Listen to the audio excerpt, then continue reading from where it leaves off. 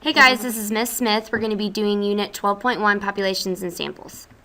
Alrighty, so let's start out with some vocab. Population is information that is gathered about a group, so an entire group of objects or a group of events. So let's just define population with how we would know it. So if I say what's the population of Texas, it'd be different than what's the population of North Richland Hills, right? So a different amount of humans. And then if I would ask what's the population of Northridge, and then we could even go lower and say what's the population of my third and fourth period class.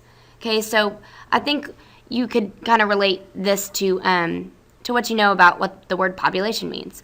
So then let's go to our next vocab is sample. Now, we are going to be using, the goal of this is to be gathering a sample, which is part of the population, to represent the group. So let me give you a quick example of what we're going to be going in today. So if I said, I want to know how many baseball fans like to watch the opening pitch, okay?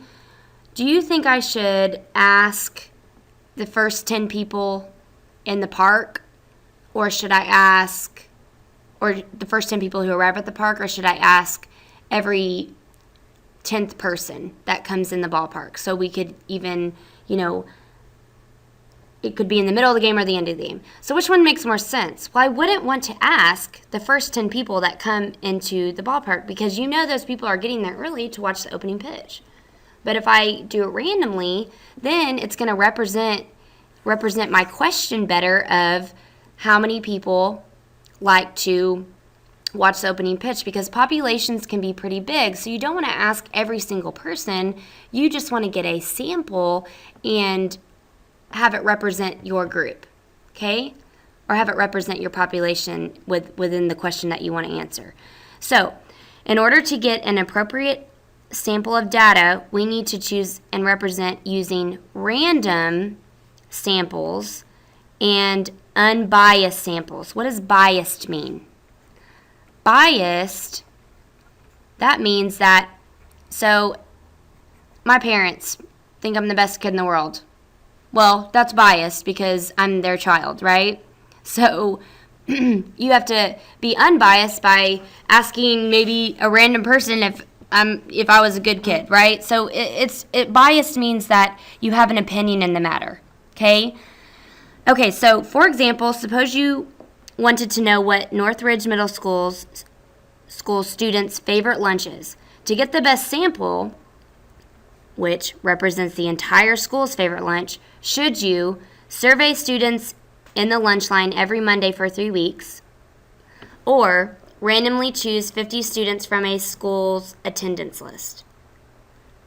Okay, so if we want to know what students' favorite lunch is, we don't want to do it every Monday. I don't know how this school works, so it could change every week. But when I went to junior high, every Monday was chicken nuggets, every Tuesday was pizza, and so forth.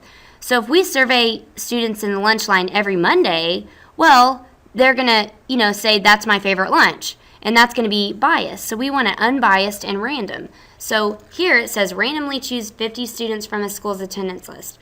So that 50 students is gonna represent what the entire population of Northridge, what the favorite lunch is. Okay, so we would definitely choose B as our answer here of which one should we choose. Okay, so let's talk more about sampling. So random sampling is a sample where every person, object, or event has an equal chance of being selected. When you do a bias sample is when a sample does not accurately represent the entire population, okay? So we definitely want to always go with as random as we can to get our sample to represent the entire population. So let's read over these. Let's put an R if it's random or B if it's biased, because we definitely want to choose random. Oh, goodness.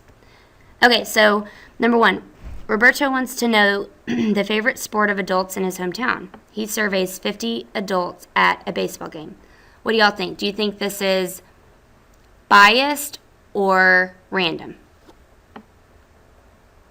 Well, It's definitely biased. Because look, he surveys 50 adults at a baseball game. Well, baseball game, don't you think you're going to, people are going to say their favorite sport is baseball? No, not all of them, but most of them, if they're at a baseball game, they like baseball. So this is definitely biased, and we're going to put it next here. Okay, number 2. Paula wants to know the favorite type of music for students in her class. She puts the names of all the students in the class in a hat, draws 8 names, and surveys those students. Okay, what do y'all think? Is it random or biased? Good, it's definitely random. She doesn't know who she's going to choose. And their favorite type of music, this is all random. She puts them in a hat and she draws, so you don't know, what name she's going to come out. So that's definitely random. Okay, number 3. Gino wants to know how most people in his neighborhood get to work. He surveys 100 people getting off a bus at a bus stop by his house. Random or biased? Definitely biased, because if he surveys 100 people getting off the bus, well, obviously, how do people in his neighborhood get to work? Well, they ride the bus. If they're getting off the bus, then that's going to be a biased statement. Okay, number 4. A librarian randomly chooses 100 books from the library's database to calculate the average length of a library book in the school's library. Okay, so she randomly chooses 100 books from the library's database to calculate the average length of a book. What do y'all think? Good, it's going to be random survey because she does it randomly from a database. Okay, and then she'll find out the average length of the book. Okay, so now let's go to what kind of questions we need to do with what kind of questions that we need to ask when we are doing a random survey. Okay, so once you have selected a representative sample of the population, okay, so this means we chose something random from the ones above. We did it randomly. Okay, be sure that the data is gathered without bias. Make sure the survey questions themselves do not sway the people to respond a certain way. So we do not want to sway the people to, like something. So let's go down here and put B for if it's biased, and not biased if it's, not biased is for not biased questioning example. So this is the good one that we want to do. Okay, so when it comes to pets, do you prefer pets? Do you think that's a good question when we're asking someone in a survey? Okay, it is definitely biased. That's something we don't want to ask because look what it infers. When it comes to pets, do you prefer cats? It puts in their head, do you prefer cats? So it puts in their head a pet. So this is definitely not a good question because it's biased.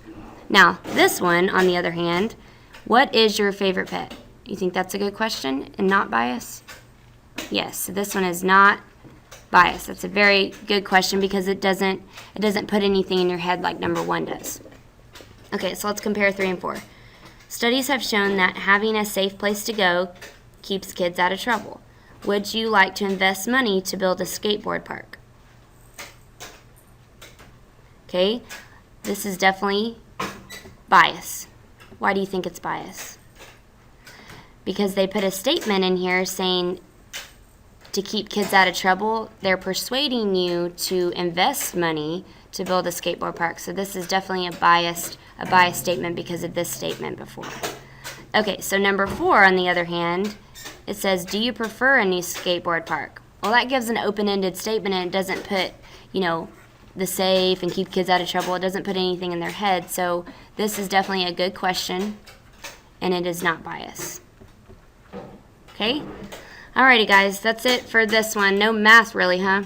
Okay, so make sure you scroll down now, scroll down now, answer the questions, and press submit. Make sure you do that and take the quiz on the Google Doc.